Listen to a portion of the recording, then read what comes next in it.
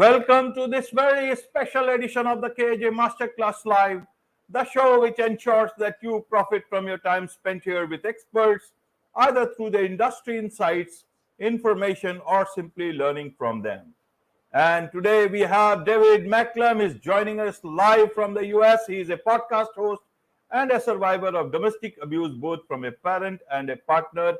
He hosts the True Crime Authors and Extraordinary People podcast. Welcome to the show, David. Thank you for having me, AJ. Glad to be here. You are welcome to the show, David. You are welcome to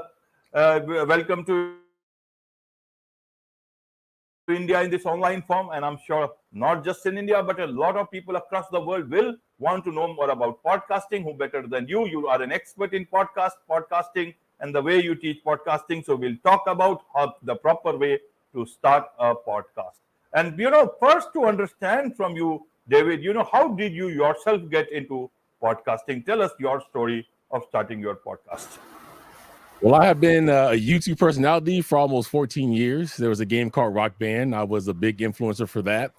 And after I was done with that, my oldest daughter, Geneva, came to me and said, well, let's do a podcast, which I said, not going to do that. It's a whole different set of skills. And she pestered me for about a year and said, well, we're both into true crime. Why don't we do one? So I said, okay, we'll start it. It'll be 6 months. She'll say goodbye, and that would be it. That lasted 4 years. So A Day with Crime was my very first show with my daughter. We actually ended up making history without knowing it because we were the only father-daughter team of any genre to do podcasting at that time. And being African-American, we were the first African-Americans to do it. So we made history twice. And so after she decided that she no longer could do it for a while, I wanted to keep podcasting. I had a lot to say and I wanted to bring value to the world. So I started True Crime and Authors, which evolved into True Crime Authors and Extraordinary People. And I launched that September of 2022. Right.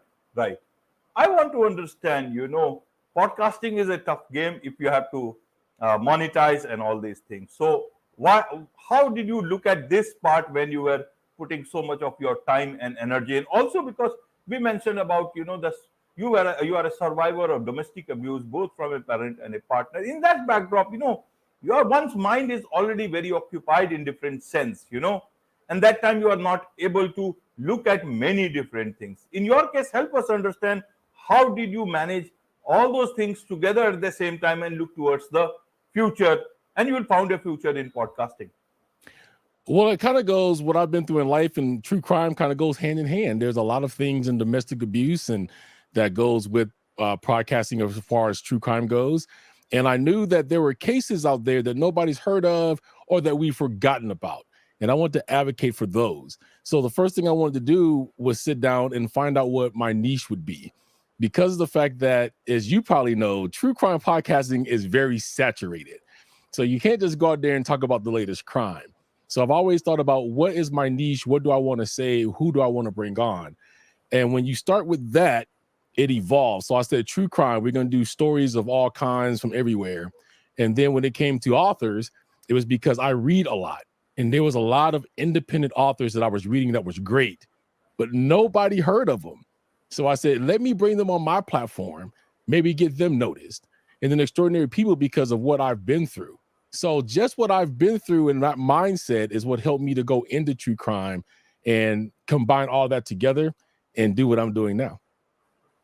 Absolutely. Do what you are doing now. And that is where, your expertise in terms of a lot of budding podcasters, aspiring podcasters, and people who are already there, but not doing things as they should be doing in the right manner. So I want to understand from you, David, what is the most, proper way to start a podcast, and fine tune your podcast if you are already a podcaster, because you have a couple of things. You are the producer of 3 podcasts, you have co-host for another, you are already hosting one. So there's a lot of things you are already doing in the podcasting side. That expertise will help a lot of people who are just looking at podcasting for themselves. My first thing would be find out what it is you want to talk about. A lot of people make the mistake of just putting on a microphone and talking. No, research that. If you say you want to talk about toy cars, research how many podcasts out there actually talks about toy cars. And then you need to figure out what you can offer differently to the audience that other podcast is not. Once you find out what that is, then you need to start looking at equipment. The biggest thing that I get, my biggest pet peeve is hearing people say, you can start a podcast on your phone. This is absolutely true. With the technology we have now, we can, but now you're looking at quality. If you decide that this is something that you want to do later down the road, then what you've already shot on your phone may not be high quality enough. And in podcasting, our voice and our audio is the only thing that we have to grab you. You don't really see us unless we do a YouTube. So you want to make sure that's good. I'm not going to say go buy expensive equipment because we don't know if this is something that you want to do long term yet. I started out with something very simple. I was a DJ. I had a microphone that cost $99. I bought a $49 USB-C connector, and that was it for a long period of time. After you figure out that you are going to be in the podcasting game for a while, then that's when you want to start looking at things like better equipment. If you're going to edit the show yourself, if you're going to hire somebody to do that. I don't recommend anybody hiring anybody off the bat when you first begin because you just started. And I do feel like if you edit your own show from the beginning, then if you do decide to hand it off to somebody else, you know exactly what to tell them, how you want your show to sound, what filters to use or what not to use. If you don't do that for yourself first, there's no way you can explain it to somebody else on how to do that. And then you just start building your audience. I've heard before that single podcasters don't, go far. That's not true. I'm in the top 1%. So if you have something to say, if you're honest about what you're saying, and if you make it interesting, it doesn't matter if you have one person or two people, they're going to come and listen. Don't pay attention to the stats. The stats lie. I just told you True Crime Author Extraordinary People is in the top 1%.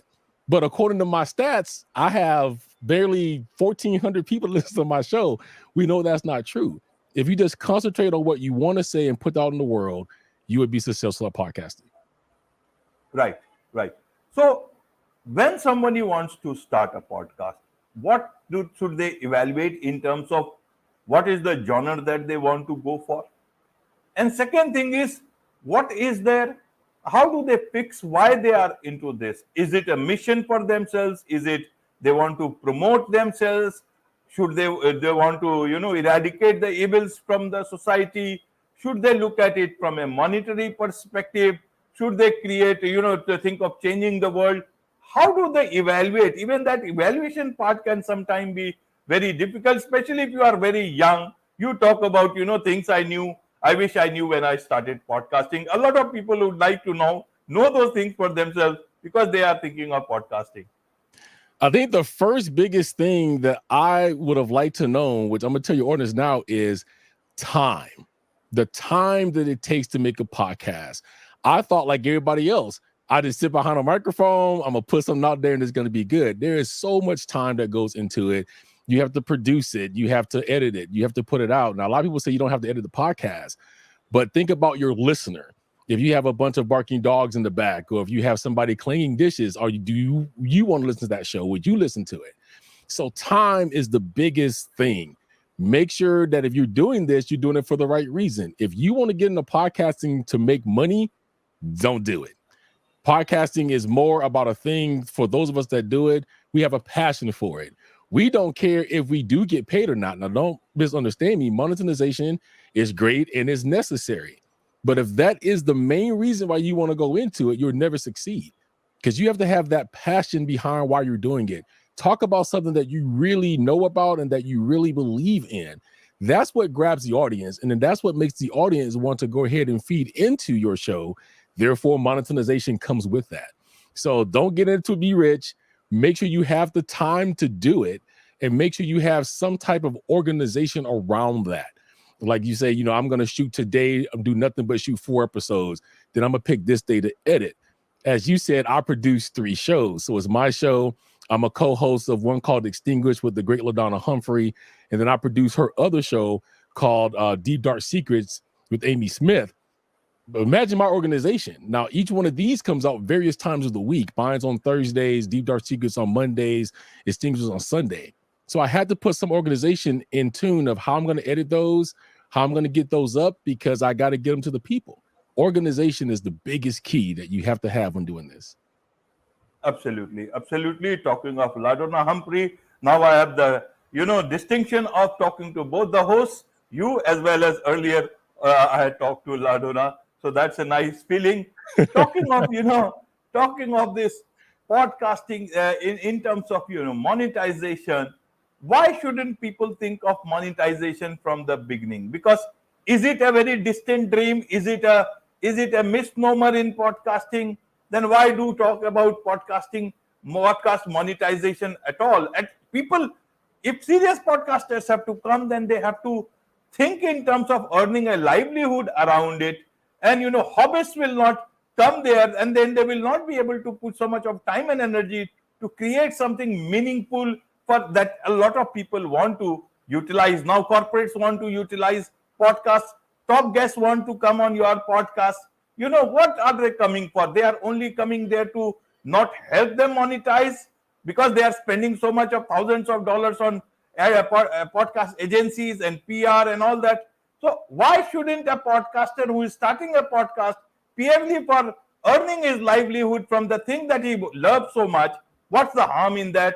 And if he wants to start, what is the way he can start looking at it from the very beginning? I know it's a tough thing, but I want to hear from you. What's the harm in looking at money like any other avenue that you are looking, entertainment, every other thing that you are trying to do in life? Podcast is one of them.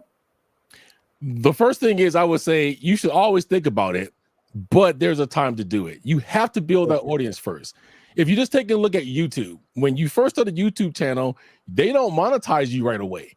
You have to have X amount of views or X amount of people or whatever. Back in my day, I had to have at least 1,000 people before YouTube will monetize me. They want to make sure that you're going to be around for the long haul and that you've built an audience, because understand, if you're getting monetized, it's paying you. And if you have advertisers, it's also paying the advertisers. So they want to make sure that they're going to be there to get their piece of the pie.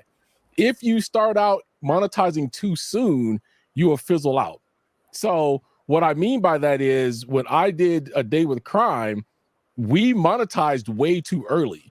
And then we didn't have everything that we needed to have to be able to offer some type of monetization to folks. So we didn't know what to say, what to give them.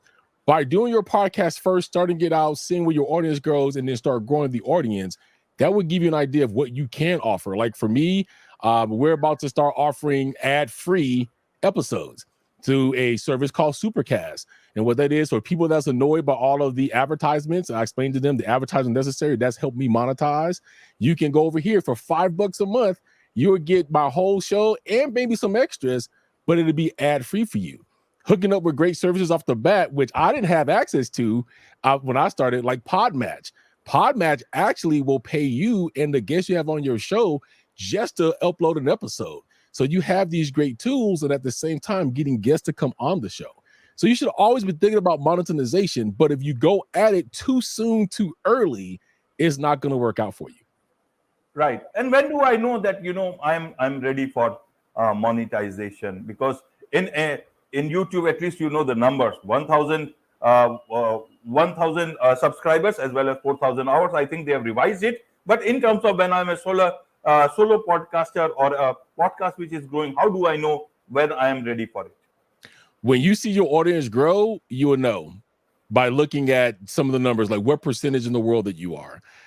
Listen Notes is one of them that does keep track of where you are. Also, you can feel it if you start getting correspondence from your audience members, or people's ask you to do cases, or whatever your niche is.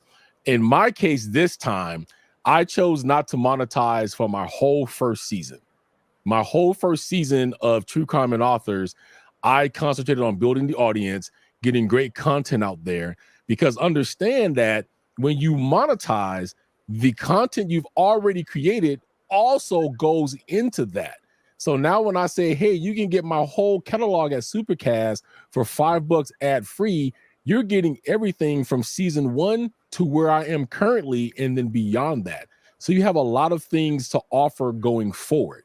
And that's what I would say to do. Make sure you have everything you need to offer going forward than that. But 1 year for me, my first season, and then I started talking about monetization.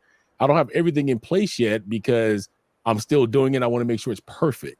But if you've built that audience and you've surrounded them with good content, the moment you release that, your audience is going to respond to you. Absolutely.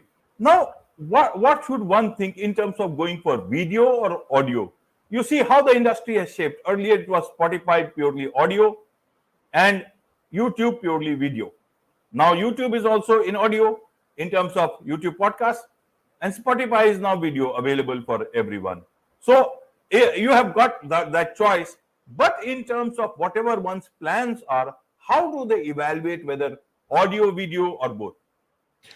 Do research. So if you look at my YouTube channel for True Crime and Authors, I actually have some interviews that's up there, but all of my audio goes there. That's because, and I did tell my audience I'm going to start doing more video of the interviews I do that I know is going to help people. The reason being, in the research, I found that there's more than 1 billion podcasts consumed a week by people who are driving. So if you look at all of the information, most people consume podcasts, whether if they're driving, if they're working out of the gym, if they're mowing the grass. So nobody's really looking at the screen. If they decide to go by YouTube and it is a video, a lot of times they don't look at the video unless something happens. So the biggest platform right now that people is consuming is audio podcasts. I'm not saying there's a harm in doing audio and video. Make sure you have the time, because now you are in double production. You have to produce an audio side and you have to produce a video side. And I know there's some people that rips their audio from the video, but sometimes it don't always match up the way we want it to. So we have to be careful about that. But make your pick. I mean, some people are really good at doing both, like you are. Some people just want to cut it on the one. My suggestion would be, if you're just starting out, start with audio. It's the easiest route. And then if you feel like you're going to grow and you want that video presence, then expand to that. And there's a lot of people like myself that can help you do that. Absolutely. Absolutely. In terms of, that now a recent report said that podcasters are seen as people with more trust by overall. These are not the exact word, but something around that. How do you see that? How should podcasters look at themselves? Should they look at people with influence? Should they look at people who are to communicate something to the world? Do they look at it purely, or do they that they have responsibility towards the world? They need to get guests who they don't seem to be endorsing. And because a lot of guests will come and want to promote their business, nothing harm with that. But that business might be not something you may want to look endorsing. They may not be fully correct because you do not have the tools to do that full research as we have in journalism, where you have got many people and the editors who act as gatekeepers. What do you like to say? Like you do true crime. In that, you got to be very careful, because a lot of people who may not be of that podcast may not be alive about whom you may be talking about. So how do you balance that authenticity, that accuracy part? What would you like to tell the potential podcasters, new podcasters, or people who are there but who are not from journalism background or any particular expertise? How should they look at this part of it when the new report comes, when people are looking at podcasters with more degree of trust? They definitely look at us as what they consider the new journalists. I think one of the biggest compliments I got the other day was because on Extinguished, LaDonna was able to interview a victim's sister, Katie, from the Superbike Motorsports. And the first thing he said to me was, I can tell that she really was compassionate and she cared about what she was asking, not like the news media. We're not out to exploit anybody. And I hate to say it, but sometimes the news media is out to do that because they want sensationalism. They want to drive home the fact that this guy just killed 22 people. And in True Crime Podcasters, we're more into making sure you know who the victims were and the survivors. Yes, we have to talk about the people that committed the crime, but we don't put the emphasis on that. Also, I think the reason that there's a lot of trust in podcasters is because we really do care. We researched your story and we're living this story as close as we can with you. So when we ask you those questions, I put myself in their shoes. If I was you and you just lost a son, a daughter, a brother, how would I want you to come at me? And watching a lot of news, I always get mad because the news is like, man, your brother just got shot. How do you feel? And I'm always like, how do you think they feel? That's the most dumbest question you could ask. I always ask my guests when they come on, is there anything you do not want me to ask you or you want me to stay away from? I want them to feel as comfortable as they can and realize and understand that I'm going to treat their story as if it was my own, and I'm not going to do anything to exploit them. If you look at any of my colleagues out there that's doing this, whether it's, Deep Dark Secrets or True Crime Garage, any of those other big names out there, if you look at the way they approach their story, we're all exactly the same way. We care about the person on the other end of the microphone. We just want to help you tell your story and want you to feel comfortable with doing that. Right. Coming to that about, podcasting and mental health, self-care. A lot of podcasts, it needs a high level of work, lots of work, when you are doing podcasting. Even if you are just a hobbyist, you cannot take it purely as a hobby. You got to have that seriousness. And that takes a toll in one way or the other, especially if you are doing more podcasts like yours, especially, in the backdrop of true crime podcast. How do you take care of your mental health? Especially, as I said, in true crime, you hear different stories, difficult stories. You talk to guests who have been through those difficult times. At the same time, you have to also balance it for the people who they are talking about, and they are not there to defend themselves. Otherwise, the danger is that it may become only one part of the story. People have their own perspective, perception about things. How do you, amidst all these things in terms of podcasting, amidst whatever genre you are doing in terms of podcasting, how do you balance your self-care and mental health as you get deep into this whole thing called podcasting? With true crime, you got to take breaks, especially if you've been through some of the things I have been. I keep mentioning Deep Dark Secrets. They've tackled some heavy subjects. They dealt with the death fetish community their first season.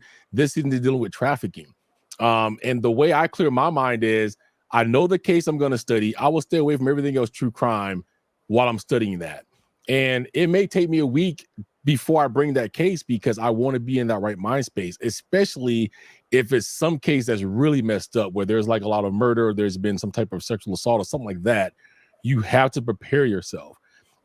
When you talk about speaking of people that may not be here, you have to know exactly what to say, when to say, but at the same time, you have to come and bring the truth to the case. And I think that's why when you listen to my show, you hear me. I don't pull any punches. If you are a killer, you are a killer. I'm going to tell you that, and I'm going to tell you why, and I'm going to back it up. But I'm also going to invite the audience. If I'm wrong or you feel some other way, let me know. But this is how I see it. So when you deal with that in mental health, I always give trigger warnings. If I know it's going to be a very heavy subject that could trigger somebody, say, hey, this is a trigger warning for you. We're going to talk about these things. Listen with care. If you can't listen to this episode, I'm not offended. I totally get it. Bypass this because your mental health is the most important thing. And that's what we as true crime podcasters have to make sure we're taking care of. Hey, this is the triggers. This is what we're going to talk about. If you can't handle this, turn it off. Right, David. You talked about, podcasters as some sort of a new age journalist.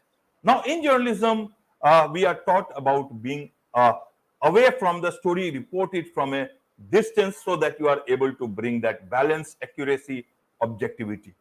In podcasting, people talk about authenticity, talking about yourself, not shy away from giving your views.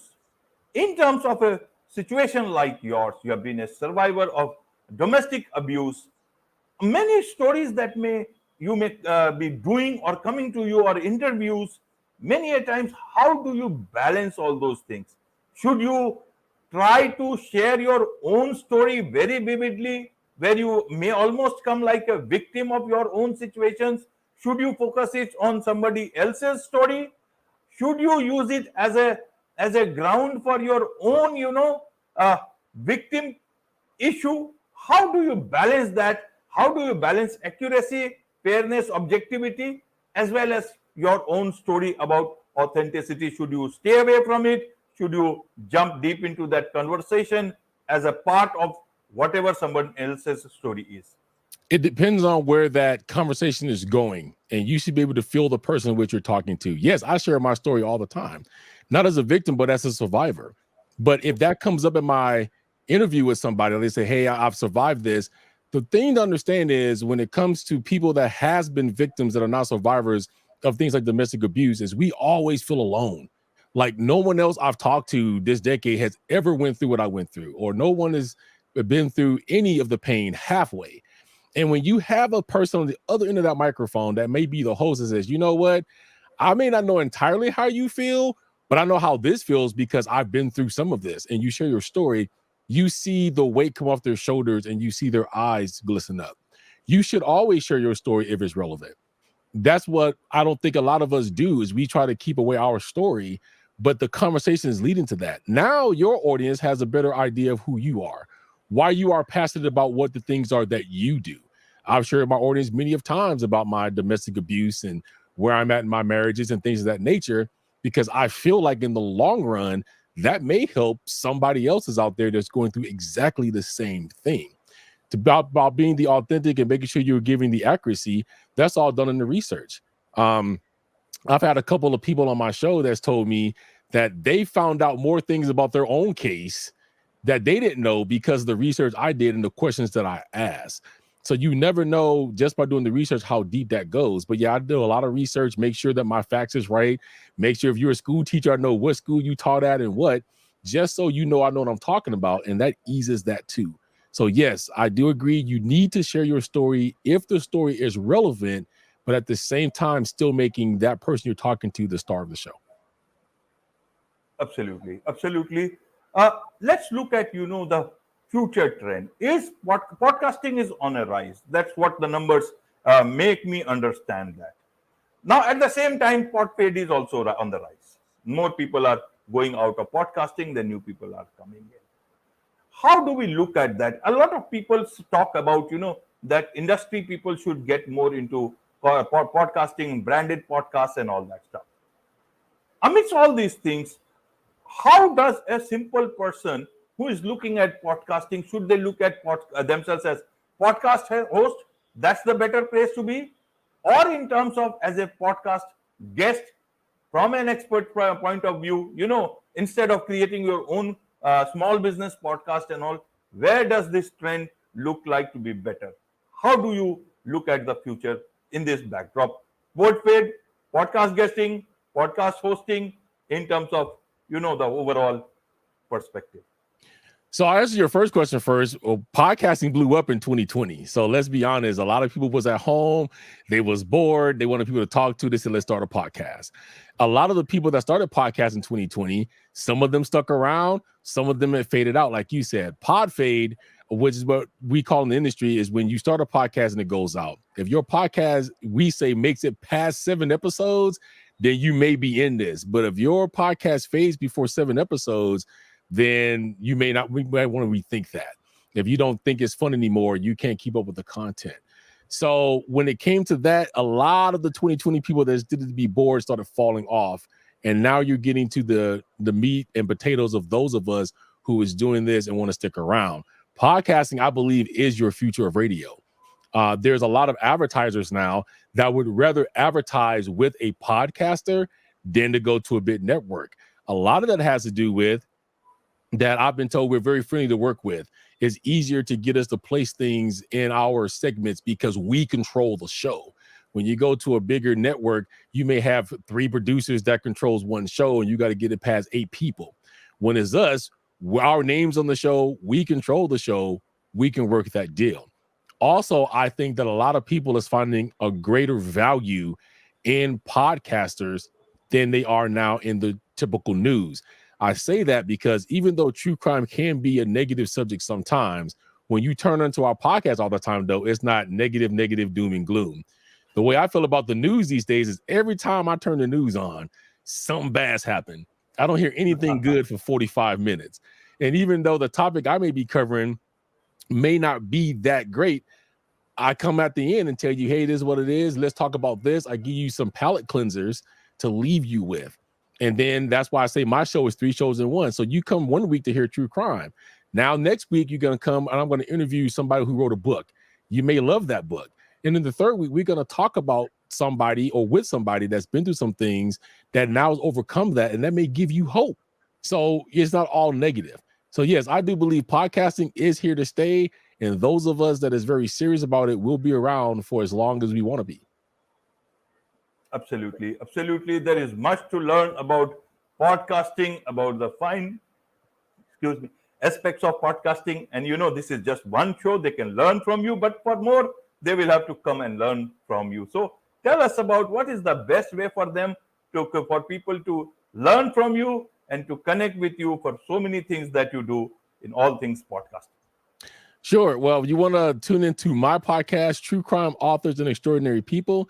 We're on Apple Podcasts, Google, every place you can think of.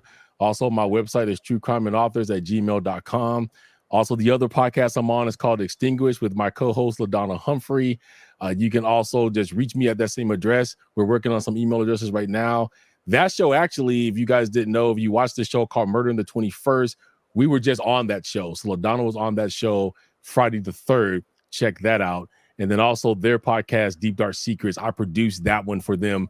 Amy Smith, LaDonna Humphrey. Right now this year, they're talking about trafficking. Great podcast. You can find all of these on any of the places you listen to podcasts. And I hope you guys do tune in. Wonderful. With this, it's a wrap on this very special edition of the KAJ Masterclass Live. Thank you so much indeed for joining us. Thank you, AJ. I appreciate